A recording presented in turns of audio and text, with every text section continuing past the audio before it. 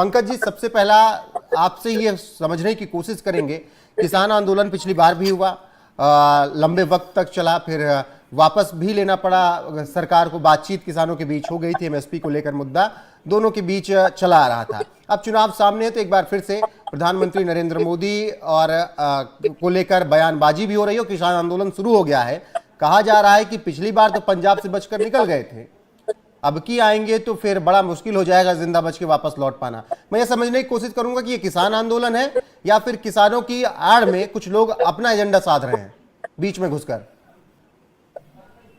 देखिए रोहित, पिछली बार जब किसान आंदोलन हुआ था तो फिक्स था कि उनके मुद्दे क्या है। वो 3 कृषि कानून थे जिन्हें वापस लेना था। मुख्य मुद्दा वही था। सरकार ने वापस ले लिया, आंदोलन खत्म हो गया। इस बार इन्होंने 7 पॉइंट एजेंडा एक रखा है और इस देश के लोगों को समझना चाहिए कि वो 7 पॉइंट्स कौन कौन से हैं जिनकी ये मांग कर रहे हैं।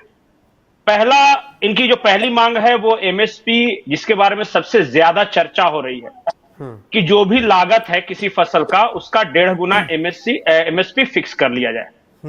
और ये सभी फसलों पे ये एमएसपी चाहते हैं जो भी किसान उगाए।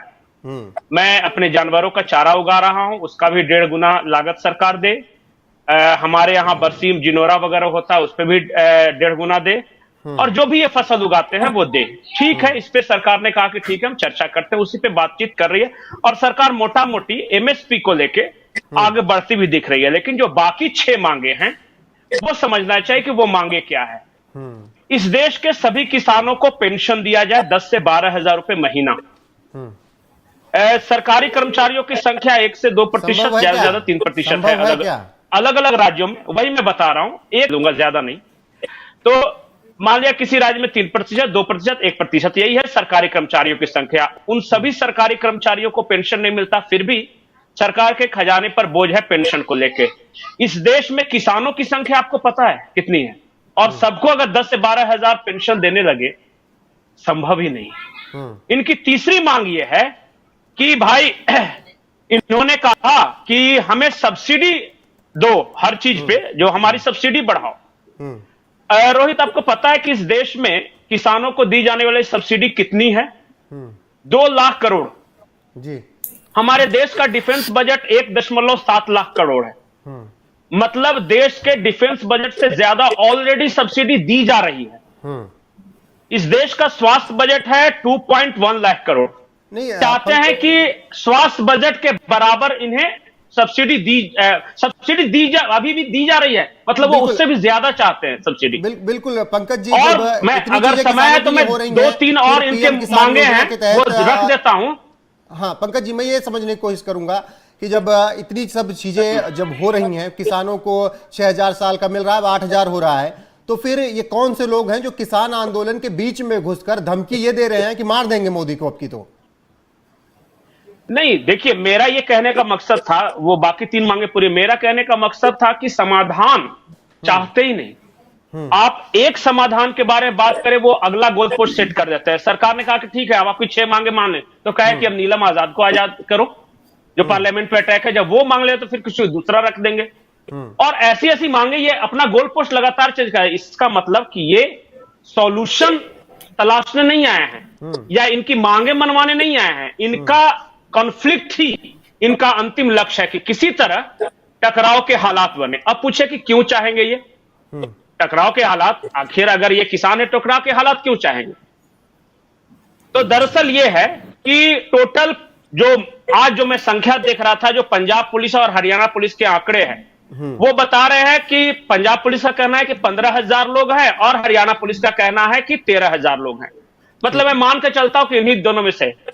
अब देश भर के किसानों का आंदोलन सिर्फ 13,000 लोग चला रहे हैं, सोच लिए। और बाकी किसान कहां हैं? वो क्यों नहीं आ रहे हैं? और 13,000, 10,000, 12,000, 15,000 लोग तो राज्य भर में जुट सकते हैं। वो क्यों नहीं जुट रहे हैं? क्योंकि इस देश के लोग समझ रहे हैं, आपने मंशा की बात की कि कौन लोग थे। अब आता हूं असली मुद्दे पर। तरह तरह की आवाजें आ रही हैं। नेता, आज भी केंद्र सरकार ने कहा है कि मैं बातचीत करने के लिए तैयार हूं, आप बताइए, बातचीत करने के लिए तैयार हूं, बातचीत करने के लिए तैयार हूं। ये कह रहे हैं कि हम पोर्टलैंड मशीनों को bunker बना के दिल्ली में घुसेंगे, हम अपने ट्रैक्टरों को मॉडिफाई करेंगे। दिल्ली में घुसने में इतना क्या इंटरेस्ट है? आपको अपनी मांगों से मतलब है ना। आप दिल्ली में क्यों घुसना चाहते हैं? दिल्ली में आप रहते हैं रोहित, आपको पता है कि दिल्ली की आबादी कैसी है, डेंसली पॉपुलेटेड इलाका है। ऐसे भी कार, जीप, ट्राम बहुत सारे चलते रहते हैं। वहां पे अगर सैकड़ों की संख्या में ट्रैक्टर घुस जाए, पोर्टलैंड मशीनें घुस जाए, मॉडिफाइड ट्रैक्टर घुस जाए, हाथों में तलवार लिए, गुलेल लिए, कृपाण लिए लोग हजारों की संख्या में घुस जाए, स्थिति क्या होगी? संभालेगा कौन फिर उसको? इनको अपनी मांगे मनवानी है कि दिल्ली में घुसना? कोशिश कर रहे हैं, जल्दी से वो मकसद समझाएगा क्यों घुसना चाहते हैं। नहीं, देखिए, कुल मकसद यह है कि कुछ हाईजैक टाइप का अराजकता इस तरह हो। प्रधानमंत्री का आवास वगैरह घेरने की बात ये पहले ही कह चुके हैं। मतलब कि अगर हम देश भर में चुनाव से सत्ता नहीं पा सके तो हिंसा के सहारे, तलवार के दम पे सत्ता पा ले, और या फिर अगर वो नहीं कर सके तो ऐसा माहौल जरूर बना दे कि देखो, जनरल डायर ने अन्नदाताओं पे गोलीबारी कर दी, जनरल डायर ने अन्नदाताओं पे लाठी चलवा दिया, जनरल डायर ने अन्नदाताओं पे देखो रबड़ की गोलियां चलवा दी। कुछ तो ऐसा नैरेटिव बने ना।